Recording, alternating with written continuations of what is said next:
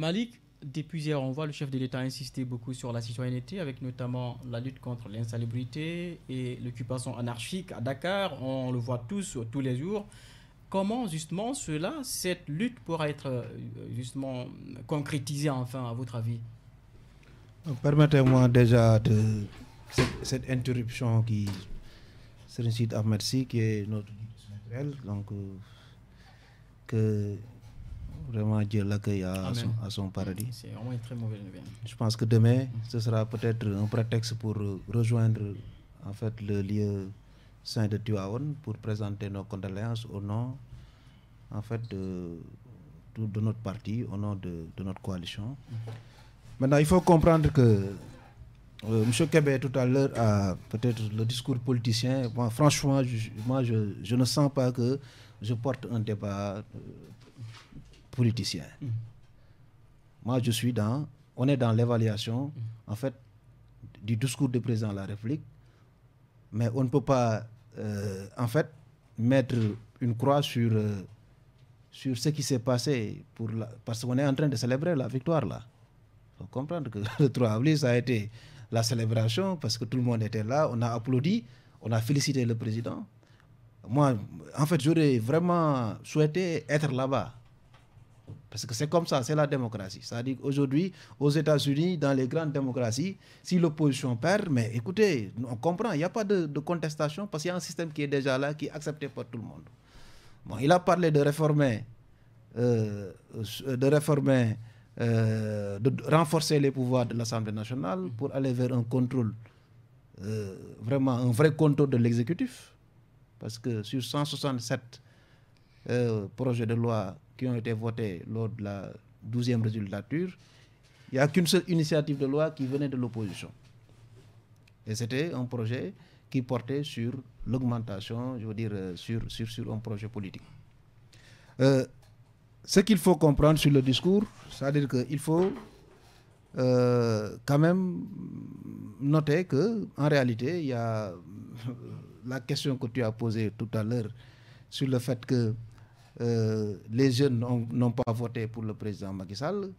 Bon, il faut des études, ok, d'accord, mais bon, il faut des éléments scientifiques, mais les éléments scientifiques, dans un contexte que tous les responsables à la base savent a priori pourquoi Ousmane Sonko a fait 16%, pourquoi dans certaines zones, voilà, donc on peut, en tant qu'acteur politique, avoir des éléments d'appréciation qui nous permettent de confirmer cela. Et nous, dans nos analyses, dans nos quartiers généraux, mais écoutez, mais on a pensé que, en fait, l'électorat de Macky Sall il a reconnu. Les femmes ont voté pour Macky Sall. Ok, d'accord. Moi, dans ma commune, j'ai été acteur politique, j'ai présidé le comité électoral de la coalition dans mon département, dans ma commune, mais je sais, dans ma commune, qu'en majorité, en fait, le vote de Benno Bokk Yakaar a été plus un vote féminin. Pourquoi? Il y a ce fameux DER, l'entrepreneuriat rapide. Moi, je me demande ce concept-là, comment l'entrepreneuriat peut être rapide. Et puis, on vend ce concept-là aux jeunes. On prend l'argent, le budget du Sénégal, on prend l'argent du contribuable, on donne ça comme ça aux militants de l'APR.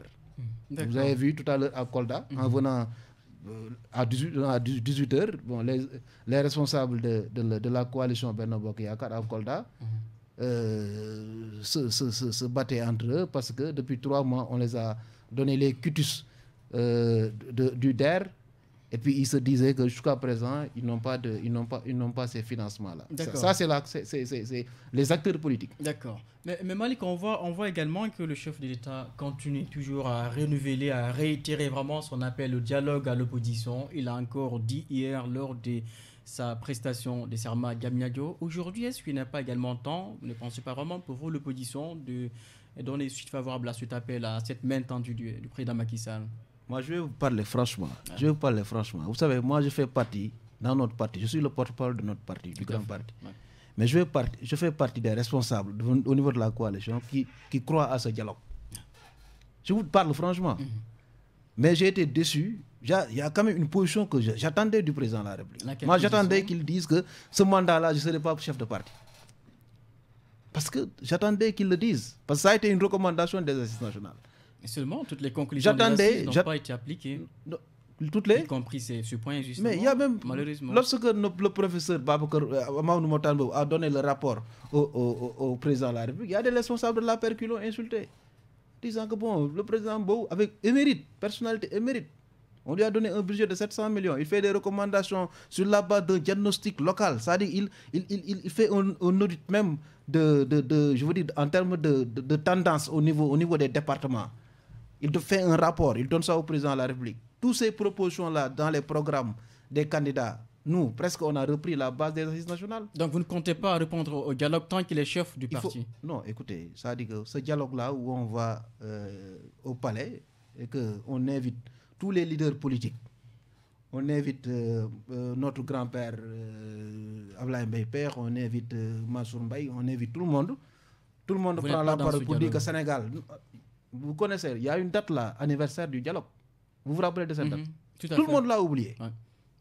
Tout le monde a oublié cette date. Pourtant, c'est le président qui avait dit que maintenant, d'ores et déjà, j'ai appelé tout le monde au palais. Les gens ont discuté. On a dit qu'on retient cette date-là. Ce sera la date du dialogue. Et depuis lors aussi, il continue toujours de lancer l'appel, mais l'opposition... Écoutez, ça dit nous, on ne peut pas... Je vous donne un exemple. Je vous donne un exemple. Lorsque la loi sur le parrainage était votée à l'Assemblée nationale, mais il y a une commission qui a été mise en place au ministère de l'Intérieur. Au moment où le ministère de l'Intérieur n'avait pas terminé en fait les conclusions qui devaient être rendues par la commission, mais la loi est votée à l'Assemblée nationale. Et pourtant, il y avait un dialogue. Ça dit, on ne peut pas aujourd'hui... vous savez, moi, ce qu'on soupçonne, s'il faut dialoguer pour augmenter le mandat des députés jusqu'en 2024 ou faire une assemblée, raménager le calendrier républicain, ou je veux dire, mais ça ne vaut pas, parce que les Sénégalais ne sont plus intéressés sur des questions électorales. Les Sénégalais ont besoin, en fait, d'un dialogue social, c'est-à-dire un dialogue sur les secteurs. Qu'on nous dise que dans la santé, dans l'éducation, au niveau en fait, il faut quand même que les décisions que l'État prenne soient des décisions inclusives. D'accord. Bassirou Kébé, donc voilà les thèmes de référence sur lesquels le dialogue doit être fondé. Mais nous, on n'est pas... Moi, je suis partisan du dialogue. Ça, je vous le dis. Notre parti, nous, on est partisan du dialogue. Mais un dialogue sincère, un dialogue de neutralité, avec des personnalités qui peuvent demain arbitrer sur les conclusions et qu'il y ait un engagement également ferme à appliquer ces conclusions-là du dialogue. D'accord. Dialoguer et puis après mettre les fruits du dialogue on comprend votre position. Dans les tiroirs. Bassirou Kébé, la première question. Le chef de l'État ne cesse de le répéter depuis plusieurs justement lors de sa prestation de serment à Diamniadio, lutter contre l'insalubrité à Dakar, l'occupation anarchique également, le plus que beaucoup. À votre avis, quelle pourra vraiment être la faisabilité vraiment de toutes ces décisions annoncées par le chef de l'État? Oui, vous savez, moi je pense qu'il y a certaines choses à clarifier. Un discours, c'est des éléments de langage. On reviendra sur le dialogue. La première question d'abord, l'insalubrité. Oui, mais je pense qu'également, on a été interpellé. Et dans un débat, quand on est interpellé, on peut répondre. Okay, vous avez normalement. Oui. Je pense que pour ce dialogue, il ne s'agit pas d'un dialogue politique. Le président n'a pas appelé à un dialogue politique tout simplement. Toutes les forces vives de la nation. Mais justement, le volet politique, le volet social, le volet économique. Et ce ne sont pas dans ce domaine, dans tous ces domaines-là, ce ne sont pas les partis politiques qui sont maîtres dans ces domaines. Attention, vous savez, on a des experts dans des domaines. Le parti politique, il a son expertise dans l'art de faire de la politique. Nous sommes d'accord. Mais quand même, nous avons dans la société civile, nous avons dans d'autres secteurs des gens qui sont capables aujourd'hui de porter la réflexion. Donc, il ne faut pas qu'on veuille restreindre l'appel au dialogue à un dialogue politique. Il ne s'agit pas d'un dialogue politique tout simplement. Ensuite, il ne s'agit pas. Le président ne s'est jamais engagé pour dire que je vais appliquer les recommandations des assises nationales. Ça également, il faut qu'on soit clair. Autre chose à clarifier, c'est que il ne s'agira pas ici de conférence nationale ou autre chose. Mais le chef de l'État a été élu par les Sénégalais à 58% et poussière. Donc, il va associer dans la conception, dans les orientations stratégiques, toutes les forces vives de ce pays. Mais maintenant, la mise en œuvre, ce sera de son ressort et de son équipe qu'il aura à choisir. Ça, je pense que nous sommes dans un État, dans une démocratie, c'est ça également les règles du jeu qu'on doit respecter. D'accord. Ma question, voilà, justement. Oui. L'insalubrité et l'occupation anarchique à Dakar, quelles justement mesures ou quelles stratégies justement pour enfin lutter concrètement contre cette anarchie dans les rues de Dakar? Oui, je pense que dans son discours d'hier et d'aujourd'hui, le président dégage un cadre conceptuel. Nous avons un cadre où il émet des idées. Ces idées-là doivent être mises plutôt dans un plan d'action et aller les opérationnaliser. Ou opérationnaliser ce plan d'action. C'est ça que l'équipe gouvernementale qui sera mise en place aura la lourde charge de faire. Mais lui, il a déjà donné le cadre conceptuel. Yeah. Il dit oui, voilà ma volonté, voilà les grandes orientations, insalubrité à Dakar. Et je pense que c'est tout à fait possible. Et d'ailleurs, aujourd'hui, ce discours ne fait que compléter ce qu'il a eu à évoquer hier lors de la cérémonie de prestation de serment. Il vient compléter en agissant maintenant sur l'humain. Il faut agir sur l'humain maintenant parce que ce sont des comportements, des attitudes. Les questions de citoyenneté, de civisme, ce sont des attitudes, des comportements, des pratiques. Et puis qui fait ça, ce sont des humains, ce ne sont pas des machines. On n'est pas ici dans le matériel, dans le physique. Il faudrait aussi l'implication des Sénégalais dans cette lutte. Oui, j'en viens. Donc aujourd'hui, ce discours ne fait que conforter ces idées. Il faut, pour lutter contre l'insalubrité, il faut une dose de citoyenneté dans tout ce que nous faisons. C'est important. Il faut du civisme. Il faut croire en son pays, être patriote et dire que je ne veux plus de saleté dans ma maison d'abord. À commencer par soi-même, dans la rue, ailleurs. Mais maintenant, comment y aller? C'est l'équipe des hommes et des femmes.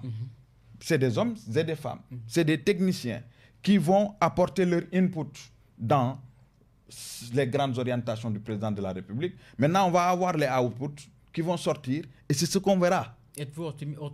Mais optimiste, oui, parce que quand il y a la volonté politique et le courage politique, vous savez, moi, je différencie toujours la volonté politique du courage politique. Je prends l'exemple du Rwanda. Mais le Rwanda, qui a connu un génocide, mais aujourd'hui qui est présenté comme le pays le plus propre à la limite, mais où on n'a pas d'encombrement, etc., etc. Mais imaginez aujourd'hui, si on se lance, c'est vrai qu'il y aura des résistances, parce qu'à chaque fois, il faut faire un peu l'analyse des risques quand on met en œuvre une idée, ou quand on décide de mettre en œuvre une idée, ou des orientations. C'est qu'il y aura des résistances. Parce que des intérêts seront menacés. Vous voyez combien de gens... Oui. Comme ça a été le cas lors du retrait des enfants de la rue. Mais justement, oui, mais ces résistances-là, maintenant, la volonté étant là, il y a des résistances, il faut le courage politique. Et ce courage politique, le président l'a démontré. Mais il faut des hommes et des femmes qui comprennent sa vision et qui la mettent en œuvre. C'est important. Mais tant qu'aujourd'hui, on n'éduque pas les Sénégalais, depuis la famille jusqu'à la rue, dans les services, parce qu'il a parlé également des performances du service public. L'administration sénégalaise. Oui, c'est important. Oui, fois. Mais c'est pourquoi je disais à mon honorable que peut-être que ce n'était pas bien compris. Le président n'a pas insisté seulement sur les lenteurs, mais quand on parle de performance, on parle de résultats. D'accord. S'il vous plaît, je crois très bien que c'est possible qu'on puisse en arriver là. Mais il faut des mesures d'accompagnement à mon nom. Vous savez, moi, je ne défends pas pour défendre tout simplement. Aujourd'hui, on nous dit oui, ok, on va aller vers la lutte contre l'insalubrité. Il faut qu'on soit propre. Il faut que les rues de Dakar soient propres. Mais je donne un exemple. Aujourd'hui, si on sort dans la rue et qu'on a envie de se soulager, mais on n'a pas de toilette publique, on fait comment? Oui. Mais c'est un problème. Donc, voilà des mesures d'accompagnement qu'il faudra avoir. Et l'Assemblée nationale est attendue à ce niveau pour pouvoir aider à aller vers des lois et à renforcer le budget national pour que ces mesures d'accompagnement soient mises dans un cadre légal et soient budgétisées. Justement, M. Mohamed Moustapha Diagne, on parlait justement de l'insalubrité et également la lutte contre l'occupation anarchique. Est-ce que vous êtes optimiste sur la faisabilité justement de ces mesures annoncées hier par le chef de l'État? Bon, je pense qu'il faut déjà noter que c'est une réalité. Dakar est sale, Dakar est encombrant, l'intérieur du Sénégal est sale et encombrant. C'est une réalité qui est là. Alors, cela étant dit, je pense qu'il est important donc de trouver une solution par rapport à cette situation qui ne rend pas le Sénégal attractif. Vous savez, il y a des enjeux économiques derrière tout ça. Plus une ville est sale, moins elle est attractive. Plus il y a de l'encombrement, moins cette ville est attractive. Et moins une ville est attractive, moins il y a d'investissement. Ça, c'est une réalité. Donc, il y a des enjeux économiques derrière l'encombrement et l'insalubrité publique. Alors, il faut des solutions. Je pense que le président de la République est en train de dégager des perspectives de solutions. Nous ne pouvons que saluer cela. L'autre enjeu, c'est des enjeux sécuritaires, des enjeux sanitaires derrière l'encombrement et derrière l'insalubrité publique. Mais écoutez, je pense qu'il faudra maintenant y mettre la forme. Alors, je dis y mettre la forme dans la mesure où il ne faudrait pas, dans la précipitation, vouloir changer d'un seul coup de baguette magique la situation actuelle. Une situation qui est là depuis des décennies, je l'ai dit tout à l'heure. Ce n'est pas seulement le fruit du régime de Macky Sall, c'est le fruit de tous les régimes qui se sont succédés au pouvoir. Ils sont complices. Moi, je pense que si ces Sénégalais qui occupent les rues, qui encombrent l'espace public illégal, sont restés jusque-là, et la situation est restée au vu et au su de tout le monde, il faut oser le dire, les régimes qui se sont succédés au pouvoir sont des complices. Alors pour changer cette situation, je pense qu'il faudra y mettre la forme. Il ne faudrait pas se lever un bon jour et enlever tout. Je pense que ça peut avoir des répercussions négatives. Voilà, des résistances. Et du coup, ça peut être très, très problématique. Alors je pense qu'il faudrait impérativement qu'un processus soit mis en place, et voir comment est-ce que... Parce que c'est ces Sénégalais qui occupent l'espace public. Moi, je pense que si on leur trouve des sites de casement, ils ne seraient pas sur l'espace public. Je pense qu'il faudrait d'abord trouver des sites de recasement bien aménagés, accessibles, qui puissent leur permettre de quitter l'espace public et pouvoir mettre un terme définitivement à l'encombrement de l'espace public. Donc je pense que ça, c'est un préalable. Donc il faut que les questions préalables soient d'abord réglées. Et je présume que le régime est assez intelligent quand même pour ne pas commettre les mêmes erreurs, vous l'avez dit tout à l'heure, avec les enfants. Alors on dit qu'il faut, oui, tout le monde est d'accord. La loi sur les loyers, on a vu, tout cela a été des échecs et finalement pas de suite. Oui, c'est-à-dire c'est comme Kébé l'a dit tout à l'heure, c'est tout simplement parce que peut-être que aussi ces lois-là souffrent vraiment des mesures d'accompagnement. Écoutez, il faut éviter le populisme. Nous sommes tous conscients d'une chose. Même la personne qui occupe l'espace public, il sait qu'il ne devra pas être sur cet espace. Il le sait. Mais il faut éviter le populisme. Il faut y mettre la forme et, je pense, sensibiliser ces jeunes. Essayer de voir comment est-ce qu'on peut leur trouver des espaces qui puissent leur permettre de continuer leurs activités. Je pense que c'est très, très, très, très, très important. C'est ce qui est arrivé, je l'ai dit tout à l'heure, avec les enfants talibés. On s'est levé un bon jour et on arrêtait les enfants. Mais écoutez, tout le monde s'est indigné.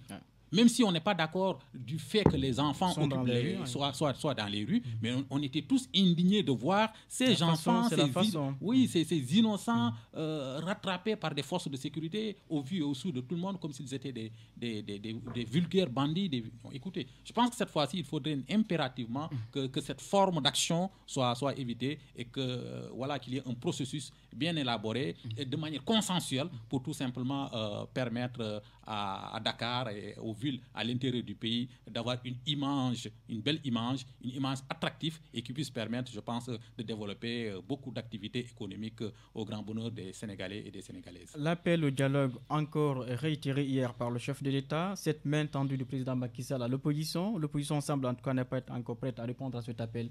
Quel est l'appel d'Amnesty International Sénégal?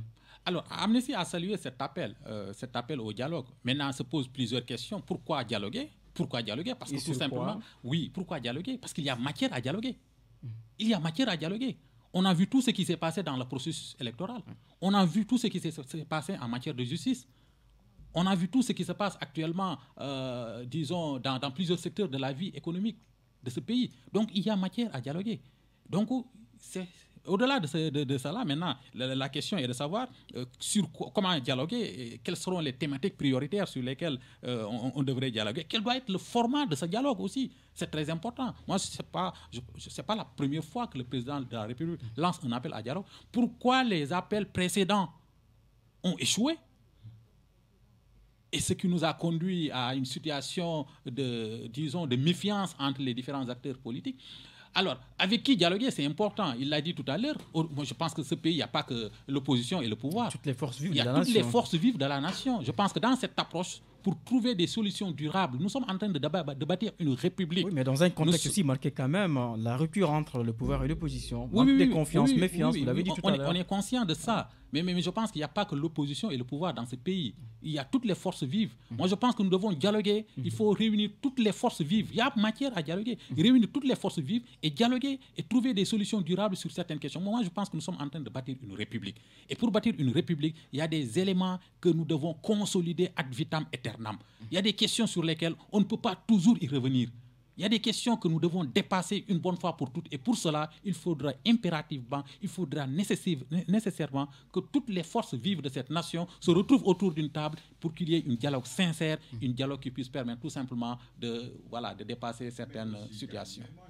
Comment dialoguer avec quelqu'un dont on ne reconnaît pas la victoire? C'est ça aussi. Autant tu te poses cette question, autant moi je me pose la question, comment lancer un appel à dialogue via la presse? Écoutez, on dialogue, mais écoutez, oui, moi je pense qu'il faut y mettre. Non, écoutez, c'était une occasion hier. Oui. Non, les discours du chef de l'État, c'est des moments solennels. Oui, écoutez. Ah non, c'est pas la presse, c'est la presse qui a relayé. Mais non, ne confondez pas le discours du président de la République lors d'une prestation de serment. Ce n'est pas la presse. Laissez-moi terminer. Laissez-moi terminer. Autant tu fais cette reproche, comment dialoguer avec quelqu'un qui ne te reconnaît pas? Oui, on peut se poser valablement cette question. Je dis aussi, on peut valablement se poser la question, comment faire un appel à dialogue via la presse? Ce n'est pas via la presse. C'est la presse qui a relayé. C'est la presse qui relaie, c'est normal. On est organisé de la sorte. C'est la presse qui relaie. Monsieur Diane, s'il vous plaît. Ce que nous avons suivi le président de la République, mais c'est la presse. Oui, mais monsieur Diane, je crois que quand même, c'était un contexte bien particulier, prestation des serments. Écoute, question pour question. Moi, je pose la question. Alors, je pense qu'il faut y mettre la forme. C'est juste pour dire qu'il faut y mettre la forme. Et y mettre la forme, c'est inviter, adresser des lettres à qui de droit pour ensuite peut-être informer le peuple sénégalais, comme quoi que tel parti, telle force vive de la nation a été saisie pour un appel à dialogue. Mais on ne peut pas commencer quand même. Déjà, moi, je n'apprécie pas cette forme d'appel au dialogue. Déjà, parce que premièrement, on appelle au dialogue, on cite des personnes et on laisse les autres. Bon, ça prête à confusion et ça prête à interprétation. Moi, je pense que le chef de l'État aurait dû... Non, je ne dirais pas cela. Mais je veux dire tout simplement qu'il fallait y mettre la forme. C'est-à-dire qu'au moment où il parle, il doit éviter de tenir un discours qui puisse prêter à confusion. Dans la mesure où il y a le parti au pouvoir et l'opposition se regardent en chien de faïence. Donc il fallait y mettre la forme. Je pense que c'est juste dans le souci de permettre à ce que les différents acteurs y voient un dialogue sincère et un dialogue